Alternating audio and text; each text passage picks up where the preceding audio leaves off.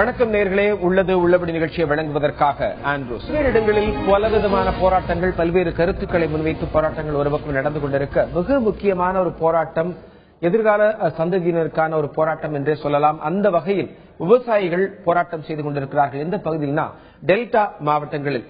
குறிப்பா இந்தியா அப்படிங்கிறது ஒரு கிராமங்களை தாங்கிய ஒரு நாடு அப்படின்னு சொல்லுவோம். அந்த கிராமங்கள்னா அதுல விவசாயம் இருப்பது மிக முக்கியமான ஒன்று. அதுலயும் தமிழகத்துல பார்த்தோம் அப்படின்னா அதிக அளவு விவசாயத்தை நம்பியே வாழ்ந்து கொண்டிருக்கிறார்கள். அப்படி இருக்கிற பட்சத்தில் நம்ம தமிழகத்தை பொறுத்தவரைக்கும் எடுத்துக்கிட்டோம்னா அந்த புவியியலுடைய அமைப்பு பிரகாரம் பார்த்தீங்கன்னா மேல மேற்கே வடக்குல பார்த்தோம் அப்படின்னா கேரளா, கர்நாடகா, ஆந்திரா அந்த பகுதிகள் எல்லாம் இருக்கிறது. சோ அங்கிருந்து வரக்கூடிய அந்த தண்ணீர் அதன் மூலம் நமக்கு நம்ம தமிழ்நாட்டுக்கு கிடைத்து அதன் மூலமாக விவசாயம் செய்வது நம்மளுடைய மரபாக இருக்கிறது. அதற்குண்டான விஷயங்கள் பாத்தீங்க அப்படின்னா பல்வேறு விதமான தீர்ப்புகளும் அதற்குண்டானது வழங்கப்பட்டிருக்கு. குறிப்பா அந்த காவிரி அப்படின்னு பார்த்தோம்னா காவிரி தீர்ப்பாயம் 192 TMC தண்ணீர் வழங்க வேண்டும் என்று சொல்லியிருக்கிறார்கள். இது ஒரு புறம் இருக்க, முல்லை பெரியார் அணை அங்கு கேரள பக்கம் இருக்கிறது. தற்போது டெல்டா மாவட்டங்கள் மிக முக்கியமான ஒரு கருத்தை மையமாக வைத்து ஒரு பிரச்சனை அங்கு போராட்டம் செய்து கொண்டிருக்கிறார்கள். மறியல் போராட்டம் நடத்தி கொண்டிருக்கிறார். அதுக்கு என்ன முக்கியமான காரணம்னா காவிரியில தடுப்பணை கட்ட முயற்சி நடந்து கொண்டிருக்கிறது. அதற்குண்டான அறிவிப்பை அங்க இருக்கக்கூடிய அமைச்சர் வெளியிட்டிருக்கிறாங்க. அதற்கு எதிர்ப்பு தெரிவித்து விவசாயிகள் பல்வேறு விதமான போராட்டங்கள் தொடர்ந்து ஈடுபட்டு வருகிறாங்க. இன்னைக்கு காலையிலிருந்து இன்று முழுவதுமே ரயில் மறியல் போராட்டம், பேருந்து மறியல் போராட்டம் நடந்த வண்ணம் இருக்கிறது. இது பற்றி இன்றைய முழுவதுமாக இன்றைய உள்ளதல் நிகழ்ச்சியில் பேச காத்திருக்கிறோம். இந்த போராட்டங்கள் மட்டுமே தான் நமக்கு எதிரொலியா? அந்த போராட்டங்கள் எந்த நோக்கத்திற்காக செய்யப்படுகிறது? இந்த மாதிரியான பிரச்சனைகளுக்கு தீர்வுதான் என்பது பற்றி பேச காத்திருக்கிறோம். முதலில் இது பற்றி ஒரு செய்தி தொகுப்பை இப்போது பார்க்கலாம்.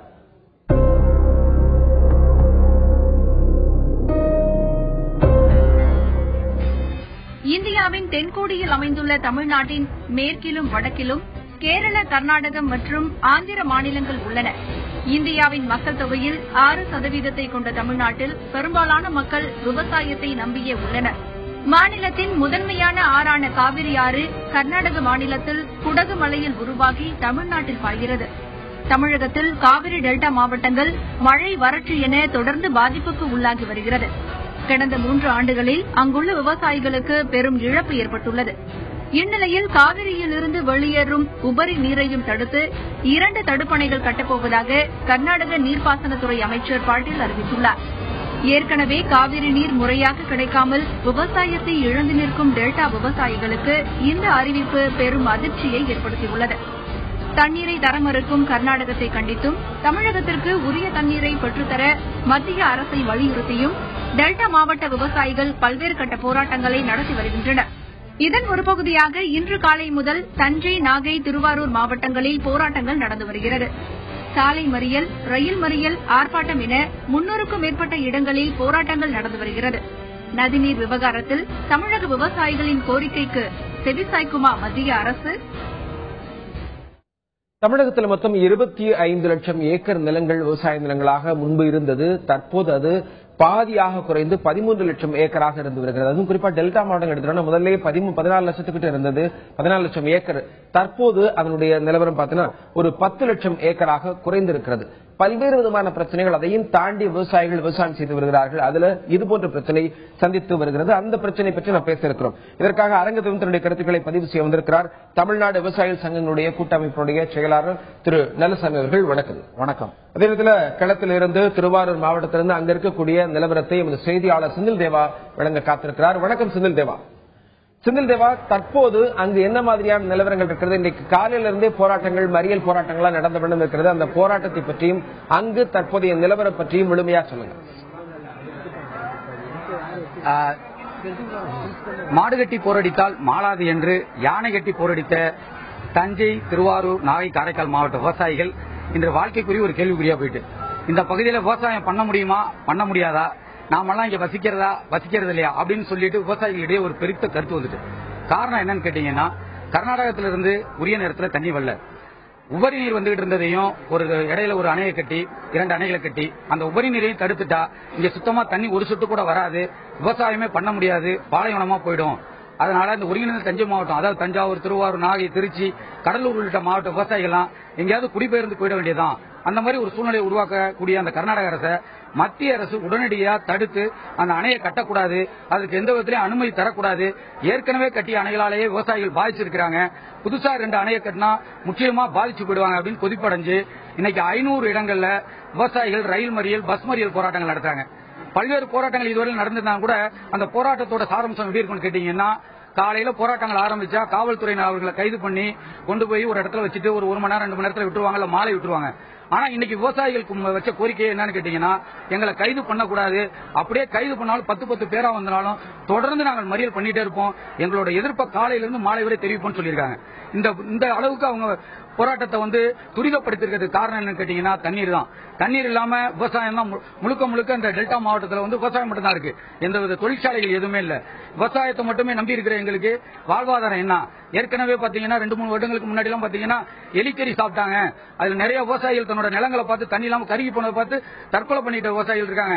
மனசு உடைஞ்ச அதிர்ச்சியில செத்த விவசாயிகள் இருக்காங்க. அந்த மாதிரி பாதிக்கப்பட்ட மாவட்டத்துக்கு மேலும் ஒரு பெரிய இடியா என்ன இருக்குன்னு கேட்டீங்கன்னா, அதாவது மழைக்காலங்கள்ல அந்த உபரி நீர் கூட ஒரு பக்கம் 3 பக்கம் சாகுபடி பண்ணாங்க, ஒரு பக்கம் சாகுபடி பண்ணாங்க. இப்ப அதுவும் கெட்டு போய் சுத்தமாவே இல்லாம நின்று போயிடும் போல இருக்கு. இதனால புதிதா பொறுப்பேற்றிருக்கக்கூடிய மோடி அரசு உடனடியா அதுக்கு தடுக்கணும், அதுக்கு எந்த வகையிலும் அனுமதி வழங்கக்கூடாது அப்படிங்கறத முன்னிறுத்தி தான் இந்த போராட்டம் நடத்துறாங்க. இன்னைக்கு தஞ்சாவூர்ல ரயில் மறியல் பண்ணிருக்காங்க, மன்னார்குடியில பண்ணிருக்காங்க, திருத்துறைப்பூண்டியில பஸ் மறியல் பண்ணிருக்காங்க. அதே மாதிரி பாத்தீங்கன்னா திருவாரூர்ல ரயில் மறியல் பண்ணிருக்காங்க. இதுல திமுக, மார்க்சிஸ்ட் கம்யூனிஸ்ட் கட்சி, இந்திய கம்யூனிஸ்ட் கட்சி, தேமுதிக, மறுமலர்ச்சி திராவிட முன்னேற்ற கழகம் உள்ளிட்ட ஏராளமான கட்சிகள் கலந்துகிட்டு தங்களோட எதிர்ப்புகளை தெரிவிச்சு முழுமையா அனைவருமே கைதாகி இன்னைக்கு உட்கார்ந்துருக்காங்க. இந்த போராட்டத்தோட சாராம்சம் என்ன, அடுத்த கட்ட இந்த போராட்டம் என்ன நடக்க போகுது, ஏன் இந்த போராட்டத்தை பண்றாங்க, இல்லனா இந்த விவசாயம் இந்த பயிர் நெல் பயிர் இல்லனா வேற எதுவும் விவசாயம் பண்ண முடியுமா அப்படிங்கிற பல்வேறு கேள்விக்குறியோட இன்னைக்கு நம்ம களத்தில் நிக்கிறோம். நம்மகிட்ட பேசுறதுக்காக அனைத்து இந்திய இளைஞர் பெருமன்ற மாநில துணைத் தலைவர் கே ராஜா வந்திருக்காங்க. அவங்ககிட்ட பேசுவோம். வணக்கம். இப்ப இந்த போராட்டத்தோட சாராம்சம் என்ன, இதுக்கு என்ன தீர்வு? காவிரி ஆற்றியில் தடையின்றி தண்ணீர் வர வேண்டும் என்பதற்காக தான் தொடர்ந்து பல்லாயிரக்கணக்கான போராட்டங்களை அனைத்து கட்சிகளும் நடத்தி வருகிறது. குறிப்பாக மன்னர்கள் ஆண்டபோது முதலில் போர் தொடுத்தான் கரிகாலன் சோழன். அவன் தான் சமவெளியிலேயே அணை கட்டிய முதல் மா வீரன். அதற்கு பின்னால் வெள்ளையர்கள் இந்த நாட்டை ஆண்டார்கள். ஆளுகிற போது மாநிலங்கள் இல்லை, அப்பொழுது தேசிய இனங்கள் இருந்தது. எனவே வெள்ளைக்காரன் தான் முதலில் நினைத்தான். அங்கு கர்நாடகத்தை மொழியாக பேசக்கூடிய அந்த கர்நாடகக்காரர்கள் அங்கிருந்து ஆறு துவங்குகிறது, அது தமிழ் பேசுகிற மக்கள் பகுதியிலே பாய்கிறது, பிரச்சனை ஏற்படும் என்று முன்பு உணர்ந்தவன் வெள்ளைக்காரர்கள். அவர்கள் தான் 1925ஆம் ஆண்டு 50 ஆண்டு கால ஒரு ஒப்பந்தம் போட்டார்கள். அந்த ஒப்பந்தம் என்னவென்றால், இந்த காவிரியின் குறுக்கே யாரு நினைத்தாலும் இந்த 50 ஆண்டு காலத்தில் ஒரு சிறு தடுப்பு கூட கட்டக்கூடாது என்று வெள்ளைக்காரன் ஒப்பந்தத்தை அறிவித்தார். ஆனால் 1975 வெள்ளைக்காரர்கள் இல்லை. அந்த ஒப்பந்தம் புதுப்பிக்கப்படாத இருந்த காரணத்தினால் அந்த கர்நாடக அரசு கபினி, ஹேரங்கி, ஹேமாவதி அணையை கட்டி காவிரியில் வருகிற தண்ணீரை தடுத்து நிறுத்தியது. தடுத்து நிறுத்தியதற்கு பின்னால் நமது பகுதி முழுவதும் வறண்டு போனது. வறண்டு போனதினால் விவசாயிகள் தற்கொலை செய்தார்கள். நான் சார்ந்திருக்கிற இந்திய கம்யூனிஸ்ட் கட்சியின் சார்பில் தஞ்சையிலிருந்து வேலை வரை 110 கிலோமீட்டர் தொலைவில் சர்வகட்சி மக்களையும் தொண்டு நிறுவனங்களையும் வர்த்தகர்களையும் திரட்டி மாபெரும் மனித சங்கிலி போராட்டத்தை நடத்தினார்கள். ஆனால் செய்தித்தாள்கள் எல்லாம் எழுதியது இது மனித சங்கிலி அல்ல, மனித சுவர் என்று எழுதியது. இதை பார்த்தவுடனே டெல்லியில் இருந்த நடுவர் மன்றம் எங்கள் பகுதிக்கு, காவிரி டெல்டா பகுதிக்கு வருகை தந்து 250 டிஎம்சி தண்ணீரை கர்நாடக அரசு தங்கு தடையின்றி வழங்க வேண்டும், இதை மத்திய அரசாங்கம் கண்காணிக்க வேண்டும், காவிரி மேலாண்மை ஆணையம் அமைக்க வேண்டும். அந்த ஆணையத்தை அமைத்து காவிரி மேலாண்மை செயலாற்று குழு ஒன்று அமைக்கப்பட்டு அதன் மூலம் நீர் பங்கீடு செய்ய வேண்டும் என்று ஆணை பிறப்பித்திருக்கிறது. ஆனால் இதுவரை எந்த விதமான பலனும் அளிக்கவில்லை. கலைஞர் ஆண்டபோது கூட விவசாயிகள் செத்து மடிந்ததை நாங்கள் எடுத்துக் கூறிய போது 16க்கும் மேற்பட்ட விவசாயிகளுக்கு நிவாரணம் வழங்கியது. இந்த சோழமண்டலத்தில் வரப்பு உடைப்படுத்தால் சேத்தால் வரப்பை அடைக்க மாட்டான், சோத்தால் தான் அடைப்பான் என்ற ஒரு பழமொழி இருந்தது. அந்த சோழமண்டலத்தில் 7 வயது நிரம்பிராத பிரகாஷ் என்கிற ஒரு சிறுவன் அம்மா பசிக்கிறது அம்மா பசிக்கிறது என்று ஒரு வாரம் பட்டியா கிடந்து குடல் சுரங்கி மாண்ட துயர சம்பவம் எங்க காவிரி டெல்டா பகுதியில் நடந்திருக்கிறது. ஆனால் கர்நாடக அரசு எப்படியாவது காவிரியிலே தண்ணீர் கொடுக்க கூடாது என்று திட்டமிட்டு 2008ஆம் ஆண்டு 4 இடங்களில் நீர் மின்சாரம் அமைக்க வேண்டும் என்கிற அடிப்படையிலே திட்டம் தீட்டினார்கள். ஆனால் போராட்டத்தின் விளைவாக, சர்வகட்சி மக்களின் போராட்டத்தின் விளைவாக அந்த 4 முறையும் தடுத்து நிறுத்தப்பட்டது. ஆனால் இந்த சரத்தில் ஒன்று அந்த நடுவர்மன்ற சரத்தில் ஒன்று குடிநீருக்கு தண்ணீர் எடுத்துக்கொள்ளலாம் என்று இருக்கிறது. அதை பயன்படுத்தி கர்நாடக அரசு பாசனத்துறை அமைச்சர் பாட்டீல் மூலமாக இப்பொழுது 2 இடங்களில் மேகதூத் என்கிற இடத்தில் 18 டிஎம்சி தண்ணீரை தேக்குகிற குடிநீர் திட்டத்தை முன்வைத்து திட்டத்தை அமல்படுத்த வேண்டும் என்று மத்திய அரசாங்கத்திடம் முறையிட்டிருக்கிறார்கள். ஆனால் இது குடிநீர் திட்டம் பெயர். ஆனால் இந்த திட்டத்தின் அடிப்படையில் அந்த அணையை கட்டிவிட்டால் ஒரே ஒரு டிராப்ட் தண்ணி கூட காவிரியில் வராது. அப்படி காவேரியில் வராமல் இருந்தால் எப்படி அந்த சரஸ்வதி ஆறு ராஜஸ்தானியில் பாய்ந்து செலுங்குளிக்கு பகுதியாக இருந்த பிறகு அந்த ஆறு தடைப்பட்டதற்கு பின்னால் இப்பொழுது தார் பாலைவனமாக மாறி இருக்கிறதோ அதே போன்று காவேரி டெல்டாவை சார்ந்திருக்கிற 5 மாவட்டங்களும் பாலைவனமாக மாறும். அது மட்டுமல்ல, இதை நம்பி குடிதண்ணீருக்காக இயங்கிக் கொண்டிருக்கக்கூடிய 18 மாவட்டங்களின் மக்கள் குடிதண்ணீர் பிரச்சனை ஏற்பட்டு நாடே கொந்தளிப்பு ஏற்படும். அப்படி கொந்தளிப்பு ஏற்படுகிற போது இந்தியாவின் இறையாண்மை கெட்டுவிடும். இந்தியாவிலிருந்து தமிழகம் 2ஆக பிரிகின்ற மகத்துவமிக்க போராட்டம் முதல் முறையாக இந்த தமிழ் மண்ணிலே வெடிக்கும். இதையெல்லாம் மத்திய அரசாங்கம் கவனத்தில் கொண்டு அந்த மேகதூத் என்கிற இடத்தில் கட்டப்படுகின்ற அந்த அணையை தடுத்து நிறுத்த வேண்டும்.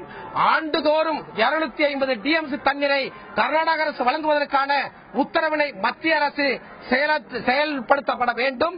அதே போன்று காவிரி மேலாண்மை செயலாற்று குழுவினை அமைத்து 2 பொறியாளர்களை அமைத்து அதன் அடிப்படையில் ஆய்வு செய்து தடையின்றி தண்ணீர் வழங்க வேண்டும் என்பதற்காகத்தான் இன்றைய தினம் மாபெரும் போராட்டம் இந்த பகுதி முழுவதும் நடந்து கொண்டிருக்கிறது.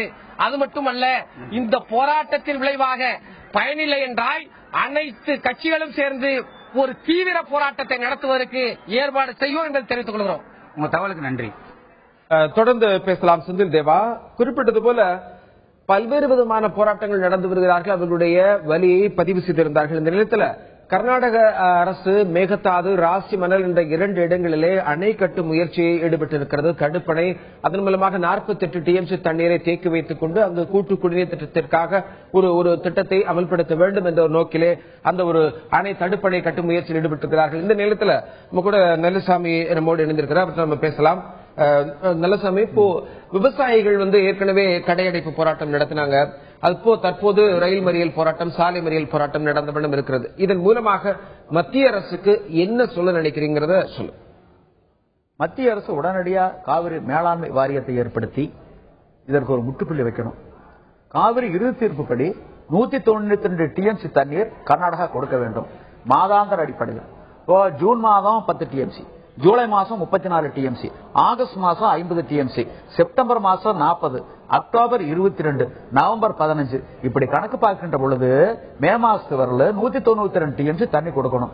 இப்போ 2012 சரி, 13 சரி, 14 சரி, இந்த ஆண்டுகள்ல இந்த தீர்ப்புப்படி அவர்கள் தண்ணீர் கொடுத்திருந்தால் குறுவை சாகுபடி ஆயிருக்கும்.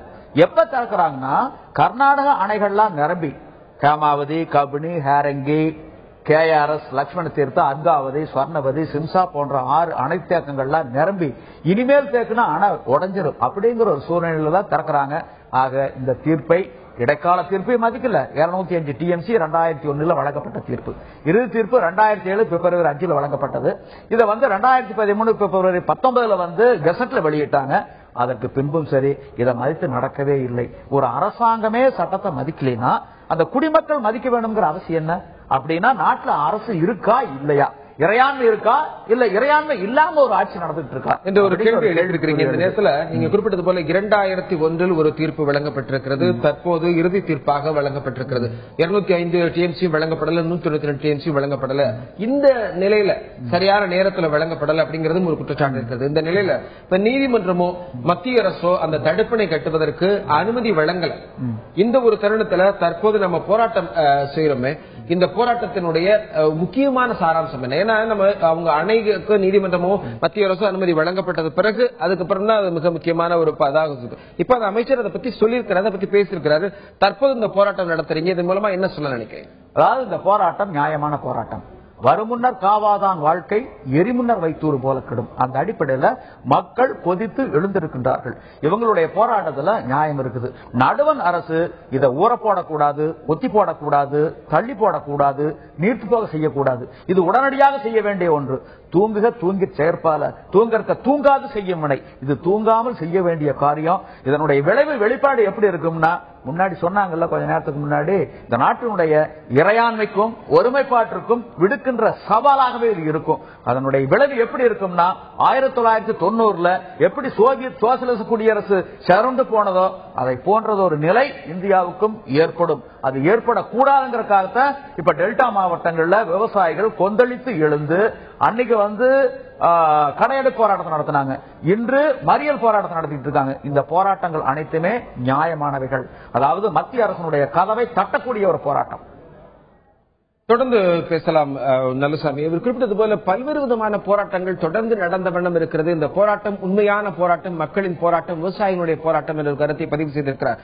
இந்த நிலையில அந்த விவசாயிகளுடைய போராட்டத்திற்கு வெறும் போராட்டம் மட்டுமே அதனுடைய குறிக்கோளா? ஏன்னா மற்றவங்களை எதிர்பார்த்து நாம் தண்ணீருக்காக இயங்கிக் கொண்டிருக்கிறோம். இந்த நிலையில் இதை தாண்டி மற்ற வேற என்னென்ன நடவடிக்கைகளை மேற்கொள்ளலாம் என்பது பற்றியெல்லாம் பேச காத்திருக்கிறோம். குறிப்பா நல்லசாமி உங்கள்கிட்ட கேள்வி என்னன்னா, இப்போ பவானி ஆறு நமக்கு தெரியும். அந்த பவானியிலே பாத்தீங்க அப்படின்னா கீழ் பவானி மேல் பவானியில் இருக்கக்கூடியதுல மக்கள் தண்ணீர் நாங்க பயன்படுத்துறது, தண்ணீர் பயன்படுத்துறதுல ஒரு சில பிரச்சனைகள் இருக்கிறது அப்படிங்கறது நமக்கு தெரியும். அது ஒரு மாநிலத்திற்குள்ளே இருக்கக்கூடிய ஒரு பகுதியில் இருக்கக்கூடிய பிரச்சனை சொல்லும் போது இந்த தண்ணீர்ல மாநிலங்கள் வாரியாக இருக்கக்கூடிய ஒரு பிரச்சனை. சோ இந்த பிரச்சனையை நீங்க எப்படி பாக்குறீங்க?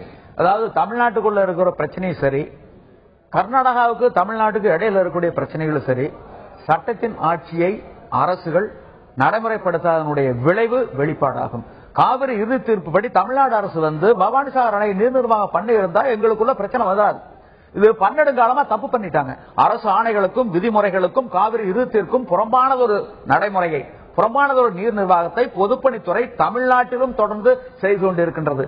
ஆக இந்த தீர்ப்பை மத்திய அரசு மதிக்கல, கர்நாடக அரசு மதிக்கல, தமிழ்நாடு அரசு மதிக்கலைங்கிறது எங்களுடைய குற்றச்சாட்டு. அதாவது தமிழ்நாடு அரசு சார்பில் உச்சநீதிமன்றத்தில் ஒரு மனு போட்டிருக்காங்க.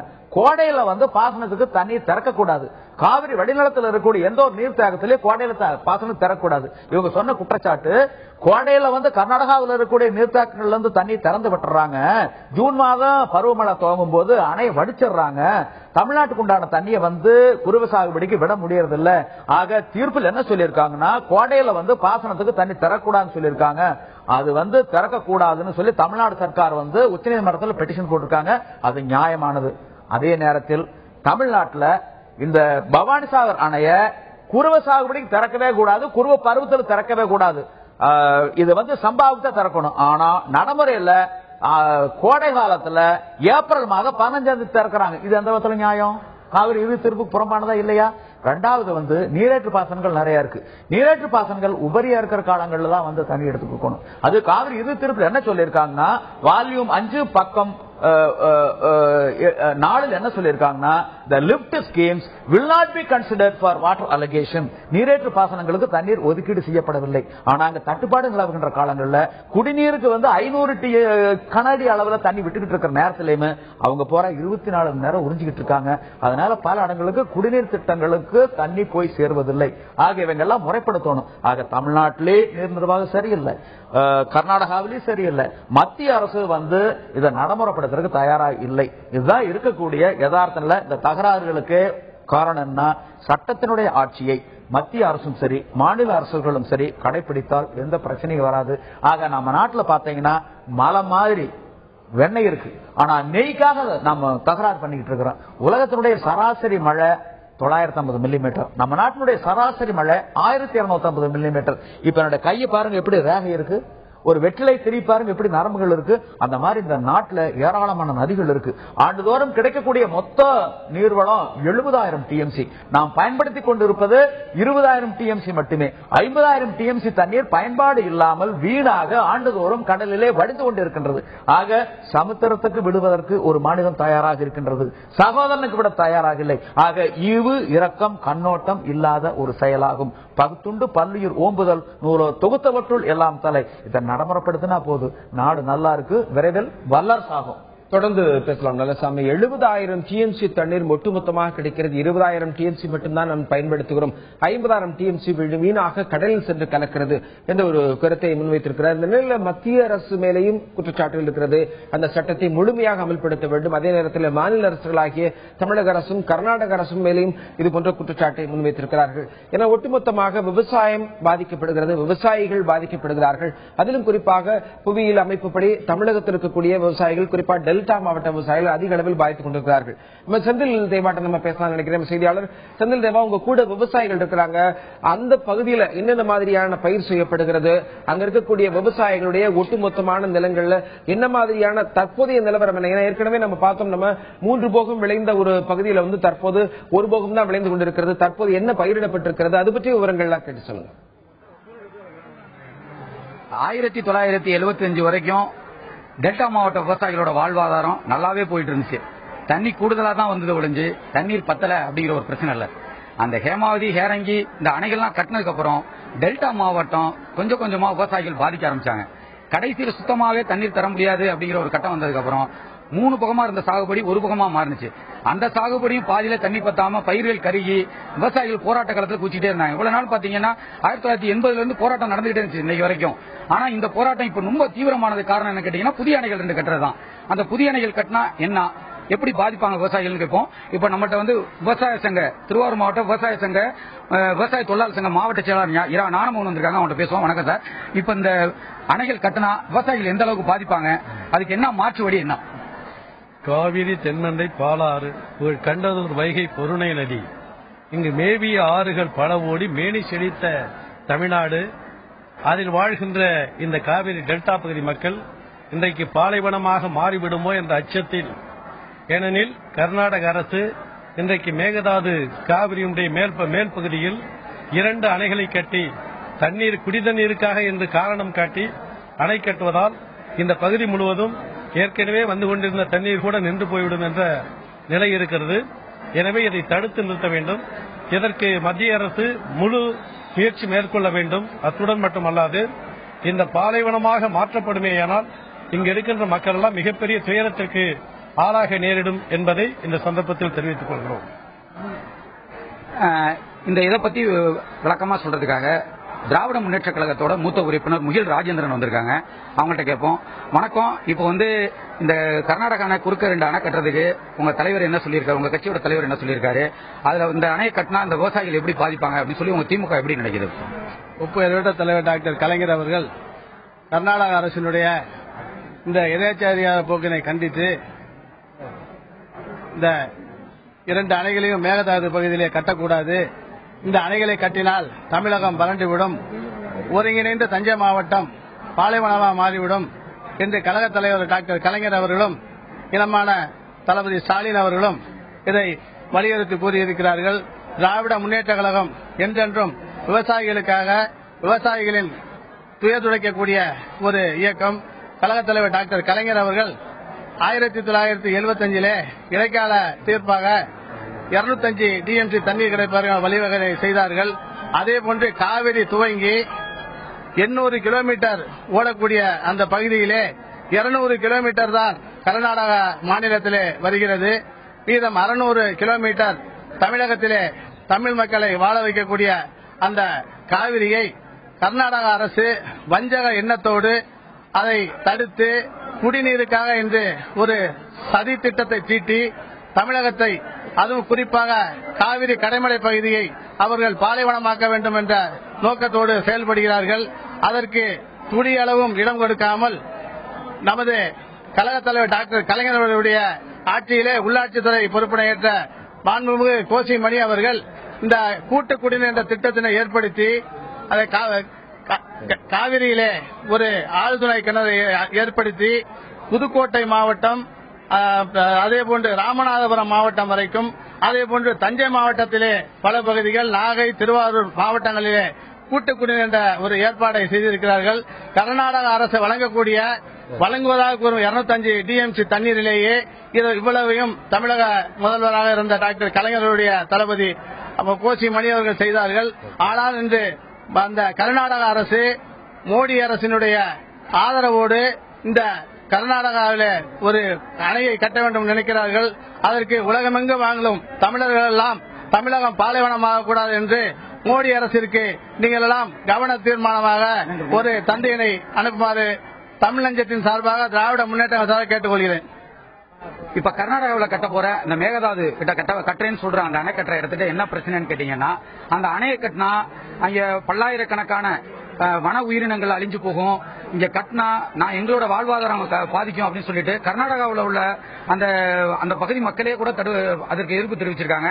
அப்படி இருந்தாலும் கூட இந்த அணையை கட்டி நாங்க மின்சாரம் எடுக்க போறோம், தண்ணி சேமிக்க போறோம் அப்படின்னு சொல்லிட்டு கர்நாடகா ஒரு இது பண்றதா சொல்லி விவசாயிகளிட்ட ஒரு பெரிய கோபமும் எழுந்திருக்கு. இந்த போராட்டங்கள் தொடர்ந்து நடக்கும்னு சொல்லியிருக்காங்க. இது சம்பந்தமா பேசுறதுக்காக மறுமலர்ச்சி திராவிட முன்னேற்ற கழகத்தோட திருத்துறைப்பூண்டி நகர செயலாளர் கோவி சேகர் வந்திருக்காரு. அவர்கிட்ட கேட்போம். வணக்கம். விவசாயிகளோட போராட்டம் இன்னைக்கு என்ன நிலையில இருக்கு?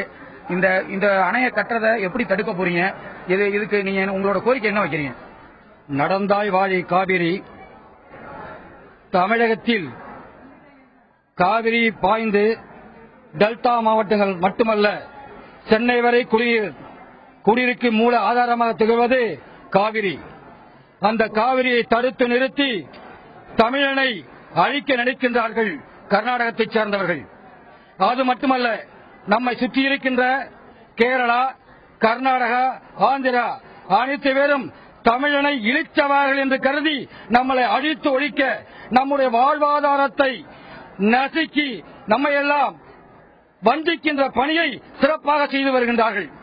இதை தட்டி கேட்க வேண்டிய மத்திய அரசுகள், ஆளுகின்ற மத்திய அரசுகள் ஏனோ தானோ என்று தன்னுடைய அரசியல் எதிர்காலத்தை கருதி மௌனித்து இருக்கின்றார்கள். நிச்சயமாக இந்த நிலையை நாம் அனுமதிக்க முடியாது. எப்படி நாம் முல்லை பெரியாறிலே வைகோ அவர்கள் மிகப்பெரிய எழுச்சியினை லட்சக்கணக்கான மக்கள் தாங்களே திரண்டு மிகப்பெரிய போராட்டத்தை நடத்தினார்களோ, அதே போல டெல்டா மாவட்டத்தில் மிகப்பெரிய எழுச்சியை ஏற்படுத்தி இந்த கர்நாடக அரசினுடைய வஞ்சகத்தை தவிடுபடியாக்குவதற்காக 3 மாவட்டங்களிலும் அனைத்து கிராமங்களுக்கும் சென்று மக்களிடையே மிகப்பெரிய விழிப்புணர்வை ஏற்படுத்தி நிச்சயமாக கர்நாடகத்துடைய வஞ்சகத்தை அழித்தே தீர்வோம் என்று இந்த நேரத்தில் காவிரி டெல்டா மக்களுக்கு நான் தெரிவித்துக் கொள்கின்றேன். பல்வேறு போராட்டங்கள் விவசாயிகள் பண்ணிட்டு இருக்காங்க. ஆனா இந்த போராட்டங்களுக்கு மத்தியில பாரதிய ஜனதா கட்சியை சேர்ந்த தமிழகத்தை சேர்ந்த பொறுப்பாளர்கள் மத்திய பாரத பிரதமரை பார்த்து இந்த அணையை கட்ட விடக்கூடாது, அப்படி கட்ட விட்டா தமிழக விவசாயிகள் பாதிப்பாங்க அப்படின்னு சொல்லிட்டு கோரிக்கை மனு கொடுத்ததாக ஒரு தகவல் சொல்லியிருக்காங்க. அந்த வகையில பாஜகவோட மாவட்ட செயலாளர் இலசுமணி வந்திருக்காரு. அவர்கிட்ட கேட்போம். பல்வேறு விவசாயிகள் போராட்டம் நடத்திட்டு இருக்காங்க. இந்த நிலையில பாரதிய ஜனதா கட்சியோட நிலை என்ன, அவங்க என்ன பண்ணிருக்காங்க இதுக்காக? நேற்றைய தினம் தமிழகத்தைச் சேர்ந்த மத்திய அமைச்சர் பொன் ராதாகிருஷ்ணன் அவர்கள், பாரதிய ஜனதா கட்சியின் மாநில துணைத் தலைவர் கருப்பு முருகானந்தம் அவர்கள், காவிரி டெல்டா விவசாய குழுமத்தைச் சேர்ந்த நிர்வாகிகள் அனைவரும் மத்திய நீர்வளத்துறை அமைச்சர் உமாபாரதி அவர்களை சந்தித்து அந்த கர்நாடகத்தில் கட்ட இருக்கின்ற 2 அணைகளையும் கட்டக்கூடாது, கட்டினால் தமிழகம் பாலைவனமாகும் என்ற கோரிக்கை மனுவினை நேற்று அளித்திருக்கிறார்கள். இன்று விவசாயத்துறை அமைச்சரை இந்த குழு மீண்டும் சந்திக்கிறது. இதை சந்தித்து இந்த பிரச்சனை குறித்து தெளிவான பேச்சையும் உறுதிமொழியையும் வாங்கிக் கொண்டு வருவோம் என்று மத்திய அமைச்சர் பொன் ராதாகிருஷ்ணன் அவர்கள் உறுதி கூறியிருக்கிறார்கள். அதேபோல் உமாபாரதி அவர்கள் தமிழகத்தின் நலனுக்கு எதிராக இந்த மோடியின் அரசாங்கம் ஒரு துரும்பை கூட தூக்கி போடாது என்பதை உறுதிபட தெரிவித்திருக்கிறார்கள். தமிழக விவசாயிகள் மட்டும் குறிப்பாக டெல்டா விவசாயிகள் பாதிக்க இந்த மோடி அரசாங்கம் நிச்சயம் விடாது.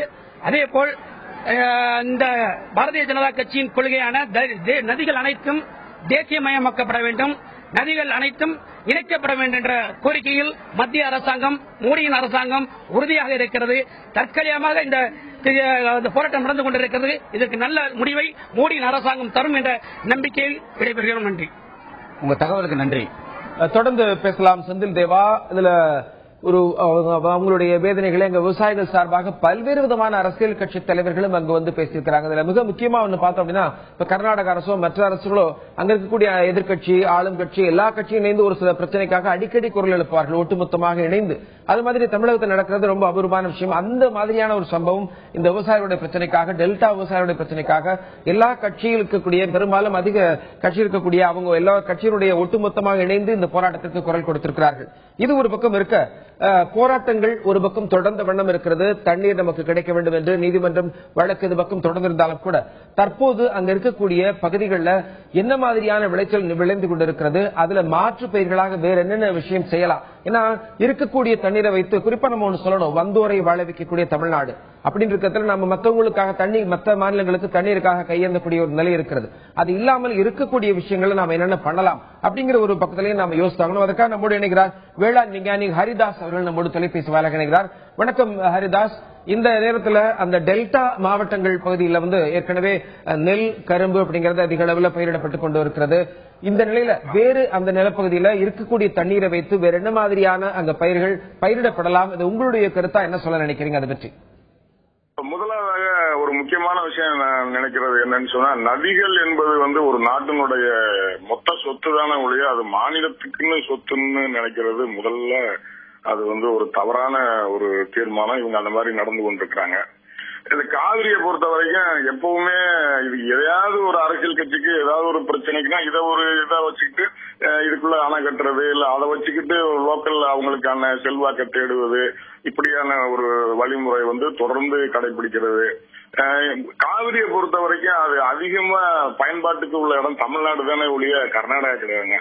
அது உற்பத்தி ஆகிற இடம் வேணா அங்க இருக்கலாமே ஒழிய அது அதிக மக்களுடைய வாழ்வாரங்களை அது பாதுகாக்கிற நீரா இருக்கிற இடம் வந்து தமிழகம் தான்.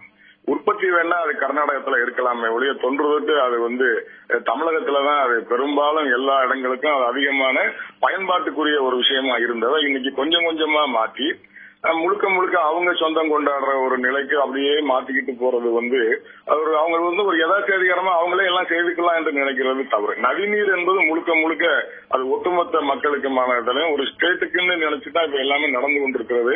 இது அவங்க இப்படித்தான் இருப்பாங்க, இவங்க இப்படித்தான் இருப்பாங்க. இதுல ஒண்ணு என்னதான் சட்டம் போட்டாலும் என்னதான் செஞ்சாலும் இது இப்படித்தான் இருக்கக்கூடிய சூழலும் வரும்.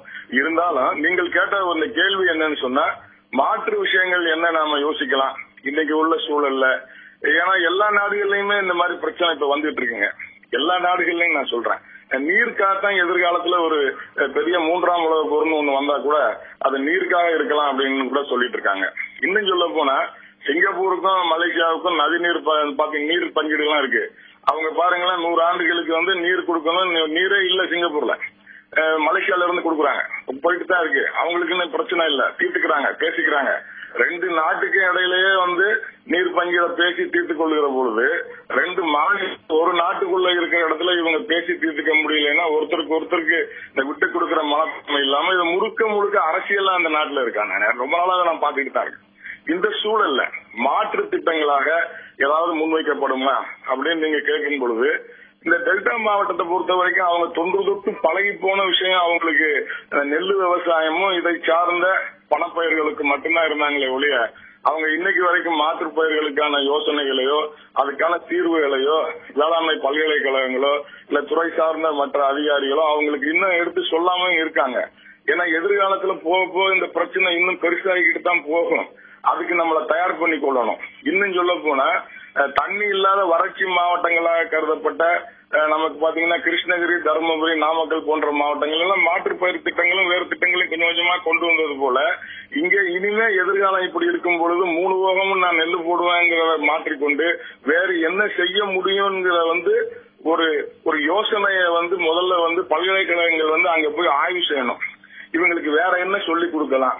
ஏன்னா கால்நடை வேளாண் துணை தொழில்கள்னு ஒண்ணு எக்கச்சக்கமா இருக்குங்க. வேளாண்மையில வந்து வெறும் வேளாண்மை செஞ்சு பிழைப்பதை விட கூடவே துணை தொழில்கள்னு எக்கச்சக்கமாக இருக்கு. அதற்கான வாய்ப்புகள், துணை தொழில் வாய்ப்புகள், கால்நடை துறை சார்ந்த விஷயங்கள் வேற ஏதாவது செய்ய முடியுமான்னு பார்க்கலாம். மிக அடுத்த கட்டமாக இன்னொன்னு பாத்தீங்கன்னா மீன்வளத்துறை. இது வந்து இந்த நாகப்பட்டினம் அந்த பகுதியில் கடற்கரை ஓர மாவட்டங்கள்லயும் அதோடு இணைந்த பகுதிகளிலும் இருக்கக்கூடிய வேற தொழில் வாய்ப்புகள் என்ன, மீன்வளம் கடல் வளம் சார்ந்த விஷயங்களை வந்து இங்க முன்னிறுத்த முடியுமா, அதை வந்து வேளாண் துறையோடு இறந்து செய்வதற்கான வாய்ப்பு இருக்குல்ல என்றால் ஆய்வு செய்யணுங்க.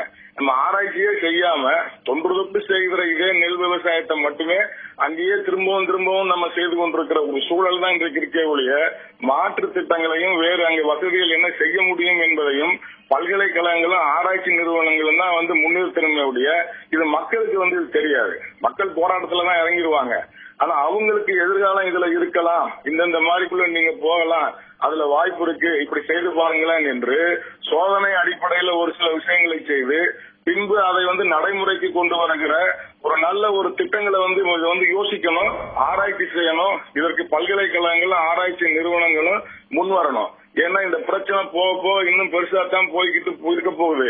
அப்ப மாற்று திட்டங்கள் என்பதை முன்வைத்தால் ஓரளவுக்கு நாம இதை சமாளிக்கக்கூடிய இப்ப இன்றைக்கு சூழல்ல கூட பாத்தீங்கன்னா எக்கச்சக்கமான வந்து சின்ன சின்ன விஷயங்கள் இருக்கிறது. மிக குறிப்பாக நான் சமீப காலமாக பார்த்த ஒண்ணு, இந்த சுருள் பாசி வளர்ப்புன்னு ஒண்ணு சொல்றாங்க. அது பாத்தீங்கன்னா 8 நாட்கள்ல அறுவடைக்கு வரக்கூடிய ஒரு அற்புதமான ஊட்ட உணவுப் பொருளாக உலகம் முழுவதும் தேவைப்படுகிற ஒரு விஷயமா இருக்கிறது. அப்ப 8 நாள்ல மிக குறைந்த தண்ணீர்ல அறுவடைக்கு வரக்கூடிய இந்த சுருள் பாசி விவசாயம் வந்து தமிழகத்துலதான் 8 நாள்ல அறுவடைக்கு வருங்கிறாங்க, வேற எந்த ஸ்டேட்லயும் வராதுங்கிறாங்க.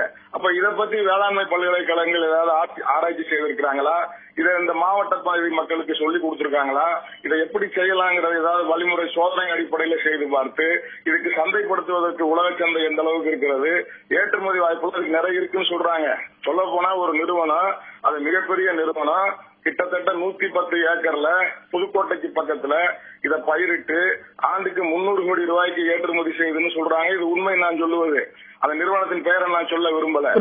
ஹரிதாஸ், உங்களுடைய கருத்துக்கு நன்றி. தொடர்ந்து பேசலாம். உங்களுடைய கருத்துக்கு நன்றி. குறிப்பாக மாற்று பயிர்கள் இருக்கிறது, அதற்குண்டான சாத்தியக்கூறுகளும் இருக்கிறது. அதே நேரத்தில் அதற்குண்டான முயற்சியை விவசாயிகள் செய்வதை விட அந்த பல்கலைக்கழகங்களோ இல்ல அங்க இருக்கக்கூடிய ஒரு வேளாண் துறையை சார்ந்தவர்கள் அதற்குண்டான முயற்சியை மேற்கொள்ள வேண்டும் என்ற ஒரு கருத்தை நிலைப்படுத்தியிருக்கிறார். திருவாரூரிலிருந்து அங்கு போராட்ட களத்திலிருந்து எமது செய்தியாளர் செந்தில் தேவா நம்மோடு இணைந்திருக்கிறார். அரங்கத்தின் திரு நல்லசாமி நம்மோடு கருத்துக்களை பகிர்ந்து கொண்டிருக்கிறார். இந்த நேரத்தில் ஹரிதாஸ் சொன்ன விஷயத்துல மிக முக்கியமான ஒன்று, மாற்று பயிர்களை அங்கு விவசாயம் செய்யலாம். அதாவது போராட்டம் ஒரு பக்கம் நடந்து கொண்டிருக்கிறது. கர்நாடக மாநிலம் தண்ணீர் தர வேண்டும், நதிகள் எல்லாருக்கும் பொதுவானதுதான், அதுல எந்த மாற்ற கருத்தும் கிடையாது. அதான் பொதுவாக எல்லாருமே ஒத்துக்கிறாங்க. ஆனாலும் மாநிலங்களுக்கிடையே நாங்க அணையை கட்டுவோம், அந்த நதி எங்களுக்கு உண்டானது, உபரி நீரை தான் உங்களுக்கு கொடுப்போம் அப்படின்னு போராட்டம் பண்ணிட்டு இருக்காங்க. அது ஒரு தொடர்ந்து பிரச்சனையாக நடந்தவண்ணம் இருக்கிறது. இதற்கு பதிலாக வேற மற்றவங்கள்ட்ட கையேந்தாம இவர் சொன்ன மாதிரி நாம இருக்கிற வளங்களை வைத்துக் கொண்டு நாம மாற்று பயிர்களை வைத்துக் கொண்டு வாழ முடியுமா? குறிப்பா நீங்க சொல்லக்கூடிய இந்த காவிரி டெல்டா பகுதிகளில், அதாவது தமிழர்கள் வந்து யார்கிட்ட கையேந்த வேண்டிய அவசியமே இல்லை. இந்த 740 டிஎம்சிங்கிறது காவிரியுடைய மொத்த நீர்வளம். அது வந்து ஒரு 100 ஆண்டுகளுக்கு முன்பு 740 டிஎம்சி டெல்டா மாவட்டங்களுக்கு தான் வந்துகிட்டு இருந்தது. அதனாலதான் வான் பொய்ப்பினும் தான் பொய்யா மலைத்தலைய கடற்காவிரி புனல் பறந்து பொன் கொழிக்கும்னு பட்டினப்பாளையர் எழுதியிருக்காங்க. அங்க வந்து அணைகள் கட்டின பின்னாடிதான் சிக்கல். அவங்க அந்த அணைகள் கட்டுகின்ற பொழுது என்ன பண்ணிருக்கணும்னா, கர்நாடகா வந்து நீர்வளம் மிக்க மாநிலம், தமிழ்நாட்டினுடைய மொத்த நீர்வளம் 833 டிஎம்சி மட்டுமே. அங்கத்தனுடைய நீர்வளம் 3475 டிஎம்சி, 2000 டிஎம்சி அரபிக்கடல்ல பயன்பாடு இல்லாம ஆண்டுதோறும் வீணா கலந்துகிட்டு இருக்குது. அந்த தண்ணியை காவிரி வடிநிலத்துக்கு திருப்பிட்டு இந்த 270 டிஎம்சி எடுத்துக்கணும். அதுதான் நியாயம். இது கடமடை உரிமை பறிக்கப்பட்டிருக்குது. ஆக காலங்காலமாக இருந்த கடமடை உரிமையை பறிச்சு கர்நாடகாவுக்கு கொடுத்திருக்காங்க. இது வந்து பன்னாட்டு சட்டங்களுக்கு எதிரானதுங்கிறதா என்னுடைய கருத்து. ரெண்டாவது மாற்றுப்பெயர்னு சொன்னீங்க. மாற்றுப்பெயர் வந்து எப்படின்னா, இப்ப டெல்டா மாவட்டங்களுடைய அந்த நிலத்தினுடைய அமைப்பு வாகு எப்படி இருக்குன்னா, அது வந்து ரைஸ் பவுல்னு சொல்லுவாங்க. அதாவது தென்னிந்தியாவினுடைய நெற்களஞ்சியம். அந்த பருவமழை பொழிகின்ற காலங்கள்ல நெல்லை தவிர வேற எந்த பயிரும் சாகுபடி பண்ண முடியாது. நீங்க இந்த வருஷம் கர்நாடகாவில் விட மறுக்கிறாங்க, இங்கேயும் மழை இல்லை. ஆக நாம வந்து ராகி, சோளம், கம்பு, தெனை, கேழ்வரகு, பருத்தி இதுக்கெல்லாம் மாறுவோம், மக்காச்சோளத்துக்கு மாறுவோம்னு மாறினா திடீர்னு மழை பொழிஞ்சு வெள்ளம் வரும்போது எல்லாம் வெள்ளக்காடாயிரு. இப்பவே நெல்லே வடியாம இருந்து அழுகி போயிருக்குது. ஆக அது சிறுதானியங்கள் இருக்குமா? முற்றிலும் அழுகி போயிரு. ஆக இப்ப வந்து பருவமழை துவங்குறது ஜூன், ஜூலை, ஆகஸ்ட், செப்டம்பர் தென்மேற்கு பருவமழை, அக்டோபர், நவம்பர், டிசம்பர் வடகிழக்கு பருவமழை. இந்த 6 மாதங்கள்ல நெல்லை தவிர எந்த பயிரும் பண்ண முடியாது. கோடையில வேணா மாற்று பயிருக்கு மாறலாம் நெல்லை தவிர்த்து. ரெண்டாவது, அது முன்னையெல்லாம் என்ன பாத்தீங்கன்னா, இப்ப கொங்கு மண்டலத்தில் இருக்கக்கூடிய மாவட்டங்கள், மற்றபடி வடக்கு மாவட்டங்கள், தெற்கு மாவட்டங்கள் எல்லாம் வந்து பல இடங்கள்ல பரவலா எல்லாம் சிறுதானியங்கள் தான் சாகுபடி பண்ணிட்டு இருந்தோம்.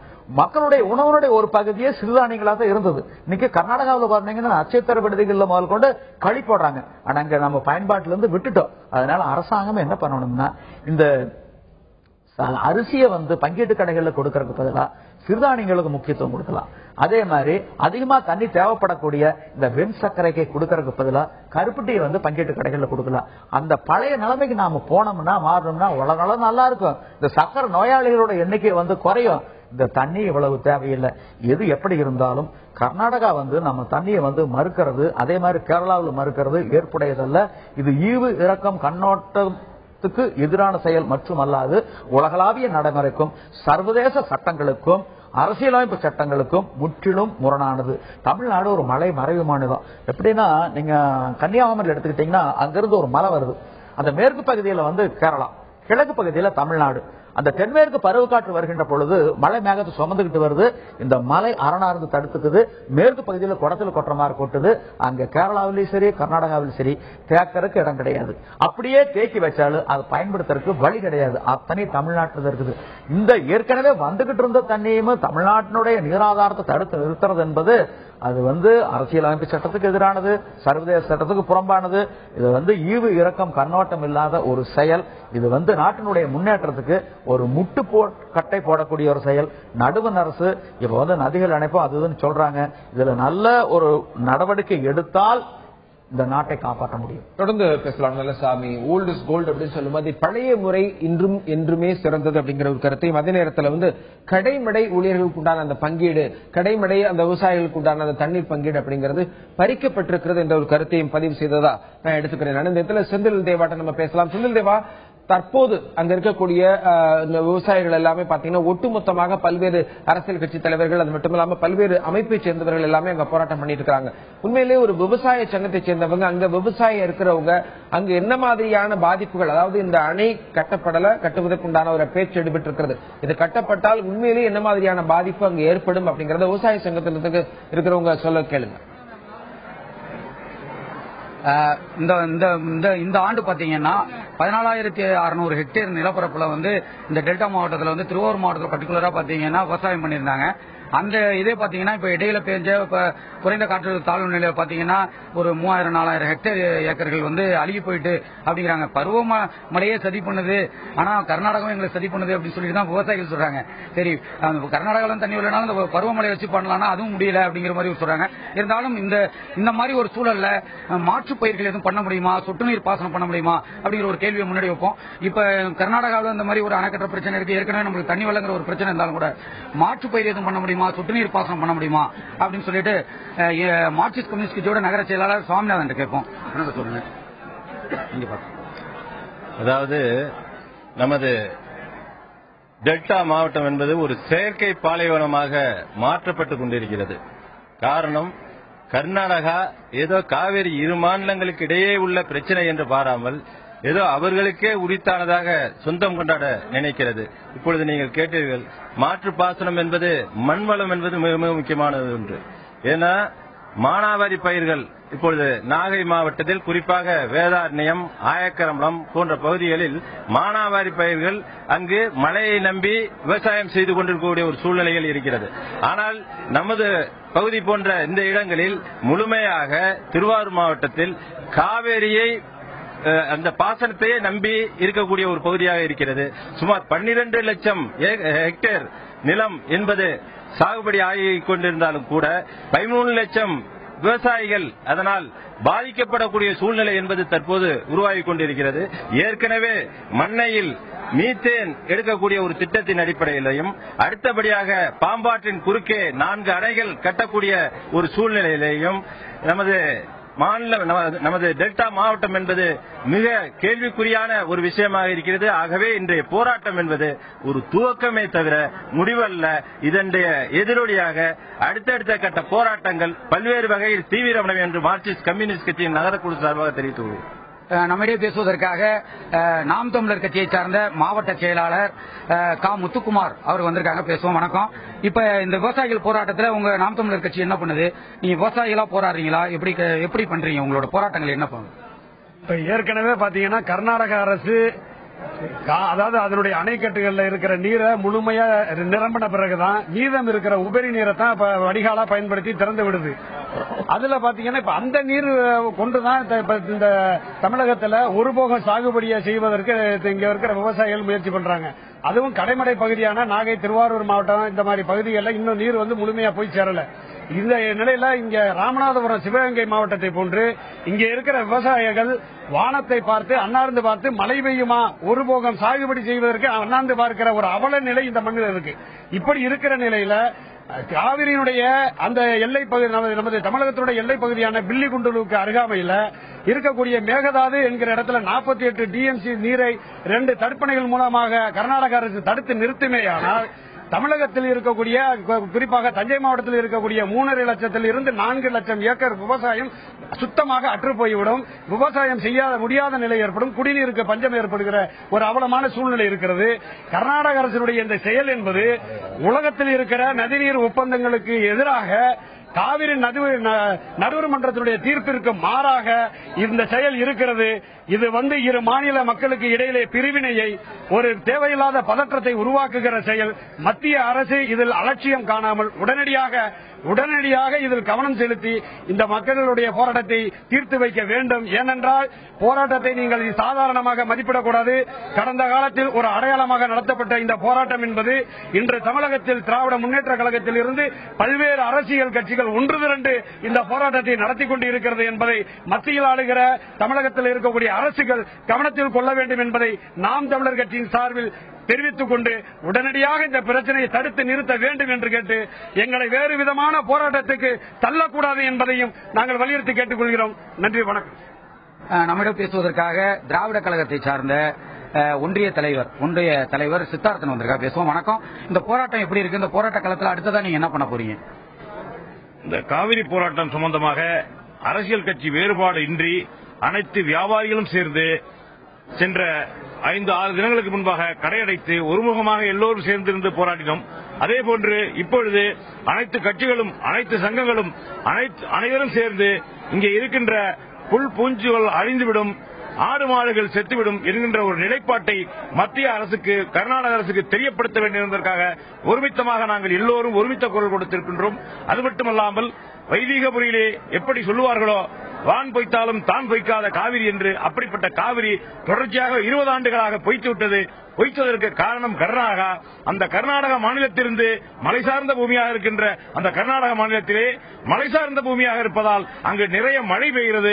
அந்த மழையை, வான் கொடுக்கின்ற மழையை இவர்கள் தடுப்பதற்கான உரிமை, தார்மீகமான உரிமை அவருக்கு நிச்சயமாக கிடையாது கர்நாடக மாநிலத்திற்கு.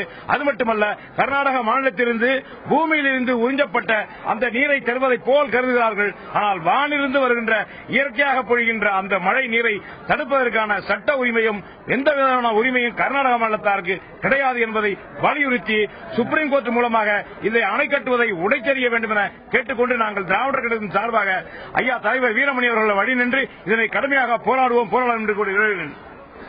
நம்மளிடையே பேசுவதற்காக மறுமலர் மார்க்சிஸ்ட் கம்யூனிஸ்ட் கட்சியை சேர்ந்த முன்னாள் ஒன்றிய செயலாளர் ஜோதிபாஸ் அவர்கள் வந்திருக்காங்க. கேட்போம், இந்த போராட்டம் எந்த வடிவில் இருக்கு? உங்களோட கட்சி எப்படி, என்ன விவசாயிகள் எப்படி போராட போறீங்க? தொடர்ந்து காவேரியுடைய பிரச்சனை என்று சொன்னால், சென்ற ஆண்டு 11வது ஆண்டு, 12வது ஆண்டு, 1912வது ஆண்டு 2 ஆண்டுகளும் மிகப்பெரிய வறட்சியில் சிக்கிக் கொண்டிருக்கிற போது கர்நாடகா வஞ்சித்து விட்டது, தண்ணீர் கொடுக்க மறுத்துவிட்டது. ஏற்கனவே சொல்லியிருக்கிற 205 டிஎம்சி தண்ணீரை ஒரு சொட்டு தண்ணீர் கூட கொடுக்காமல் மிகப்பெரிய வறட்சிக்கு கோரப்பிடியில் தமிழகம் சிக்கிக் கொண்டது. தமிழகத்துக்கே சோறு போடுகிற நெற்களஞ்சியம் என்று போட்டுகிற தஞ்சை மாவட்டம், ஒன்றுபட்ட தஞ்சை மாவட்டம் இன்னைக்கு மிகப்பெரிய மோசமான சூழ்நிலைக்கு தள்ளுவதற்கு கர்நாடக அரசு எத்தனைத்து சொன்னால் மத்திய அரசாங்கம் அதை வேடிக்கை பார்த்துக் கொண்டிருக்கிறது. மாநில அரசாங்கம் அதை வேடிக்கை பார்த்துக் கொண்டிருந்தால் இங்க இருக்கக்கூடிய விவசாயிகள் மட்டுமல்ல, விவசாய தொழிலாளிகள், நடுத்தர மக்கள் அனைவரும் மிகப்பெரிய கோரப்பிடியில் சிக்கி மிகப்பெரிய உயிரை விட வேண்டிய ஒரு நிர்பந்தம் ஏற்படுகிறது.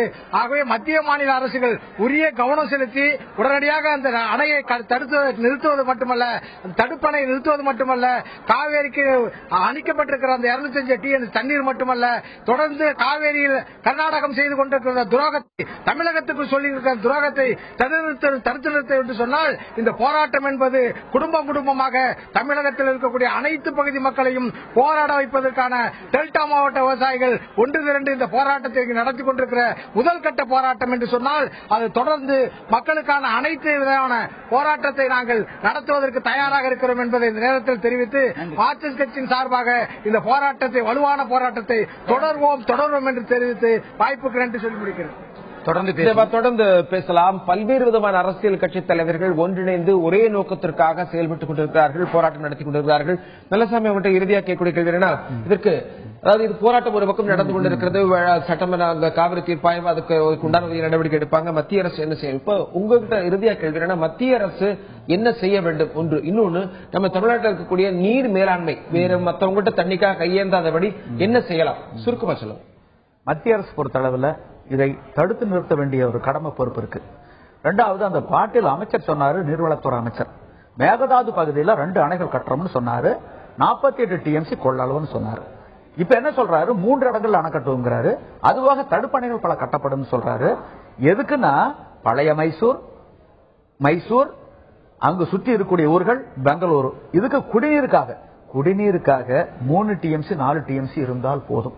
48 டிஎம்சி தேக்க வேண்டிய அவசியம் என்ன? இன்னைக்கு கிருஷ்ணாசாகர் அணையினுடைய மொத்த கொள்ளளவு அளவுக்கு இந்த அளவுக்கு தேக்க போறாங்க. இன்னைக்கு வந்து குடிநீர்ங்கிற பேர்ல தேக்கிட்டு நாளைக்கு இதை தொழிலுக்கு விவசாயத்துக்கு பயன்படுத்துவார்கள். இதுதான் நடக்க போறது. இதை தடுத்து நிறுத்த வேண்டிய ஒரு கடமை பொறுப்பு மத்திய அரசுக்கு உண்டு. அதை உடனடியாக அவங்க செய்யணும். இதை வந்து ஆற போடக்கூடாது, ஊற போடக்கூடாது, ஒத்தி போடக்கூடாது, உடனடியாக செய்யணும். காவிரி மேலாண்மை வாரியத்தை ஏற்படுத்தி, ஒழுங்குமுறை ஆணையத்தை ஏற்படுத்தி அவர்களுடைய கையில் ஒப்படைக்கணும். 1952 இதே மாதிரி ஒரு நெருக்கடி வந்தது. அப்ப ராஜகோபாலாச்சாரியர் முதலமைச்சர், டெல்லியில முதலமைச்சர்களுடைய கூட்டம் நடந்தது. அப்போ சி சுப்பிரமணிய நிதி அமைச்சர் போயிருக்கார். அப்போ மைசூர் அரசனுடைய முதலமைச்சர் வந்து ஹனுமந்தையா அவரு வந்தாரு. ராஜகோபாலாச்சாரியாருக்கு வணக்கம் செலுத்துறாரு. இவரு பதில் வணக்கம் செலுத்துறாரு. கூப்பிடுறாரு ராஜகோபாலாச்சாரியார், 1924 உடன்படிக்கைக்கு மாறா நீங்க கர்நாடகாவில் இருக்கக்கூடிய அந்த கிருஷ்ணாசாகர் அணையில தமிழ்நாட்டுக்கு விட வேண்டிய தண்ணியை முறைகேடாக, சட்டத்துக்கு புறம்பாக, உடன்படிக்கைக்கு மாறாக தேக்கி வச்சிருக்கீங்க. ஆக இது சட்டத்தை மீறிய செயல். தமிழ்நாட்டுக்கு உண்டான தண்ணி திறக்கா போனா ராணுவத்தை விட்டு அணை நீர் நிர்வாகத்தை மேற்கொள்ள வேண்டி வரும் அப்படின்னு எச்சரிக்கை விட்ட உடனே வெளவளத்து போயிட்டாரு. அடுத்த நாளே அங்க இருக்கக்கூடிய தண்ணியை தமிழ்நாட்டுக்கு உண்டான தண்ணி திறந்து விட்டாரு. அப்படிப்பட்ட ஆளுமையோடு இருக்க வேண்டும். இங்க இருக்கிற முதலமைச்சராக இருந்தாலும் சரி, பிரதமராக இருந்தாலும் சரி, தமிழ்நாட்டை பொறுத்தளவில் நாம கையேந்த வேண்டிய அவசியம் இல்லை. உங்களுடைய கருத்துக்கு நன்றி திரு நல்லசாமி. தமிழகத்தை பொறுத்தவரை மற்றவர்களிடம் கையேந்த வேண்டிய அவசியம் இல்லை என்ற ஒரு கருத்தை நிலைப்படுத்தியிருக்கிறார். காவிரி நடுவர்மன்ற தீர்ப்பாயம் என்ன சொல்லியிருக்கிறதோ அதை முழுமையாக நடைமுறைப்படுத்த 100% நடைமுறைப்படுத்த மத்திய அரசு முயற்சி மேற்கொள்ள வேண்டும் என்ற ஒரு கருத்தையும், அதே நேரத்தில் இங்க இருக்கக்கூடிய தஞ்சாவூர், நாகை, திருவாரூர் விவசாய மக்கள் அவர்களுடைய விவசாயம் பாதிக்கப்படாமல் இருப்பதற்குண்டான உரிய தண்ணீரை வழங்க மத்திய அரசுகளும் மாநில அரசுகளும் அதற்குண்டான உரிய நடவடிக்கை எடுக்க வேண்டும். அதே நேரத்தில் மாற்று பயிராக அல்லது இருக்கின்ற தண்ணீரை வைத்து இயற்கை வளங்கள் செறிந்துள்ள தமிழகம் மற்றவர்களிடம் கையேந்தாமல் இருப்பதற்கு நீர் மேலாண்மை வாரியம் அதற்குண்டான முயற்சி எடுக்க வேண்டும். வேளாண் துறை மாற்று பயிர்களையும் அங்க இருக்கக்கூடிய குளங்கள், கண்மாய்கள் என்ன பாத்தீங்கன்னா ஏற்கனவே மழை இல்லை, ஆனா இந்த தடவை நல்ல மழை பெய்திருக்கிறது என்று சொல்லப்படுகிறது. இந்த நிலையில் இது போன்ற ஒரு சூழ்நிலை எதிர்காலத்தில் ஏற்படாமல் இருப்பதற்குண்டான உரிய முயற்சிகளை வருமுன் காப்போம் என்ற வழியில் அதற்குண்டான வகையில் நாம் இதற்குண்டான முயற்சிகளை மேற்கொள்ள வேண்டும் என்பது மக்களுடைய கருத்தாக இருந்தது. அரங்கத்துடன் தன்னுடைய கருத்துக்களை பதிவு செய்த திரு நல்லசாமி, களத்திலிருந்து செய்தியாளர் செந்தில் தேவா மற்றும் பல்வேறு விதமான அரசியல் கட்சி தலைவர்கள் வந்து தன்னுடைய கருத்துக்களை பதிவு செய்வார்கள். பார்த்த நேயர்களுக்கும் நன்றி தெரிவித்துக் கொண்டு மீண்டும் ஒரு உள்ளவர்களுடைய சந்திப்போம். நன்றி, வணக்கம்.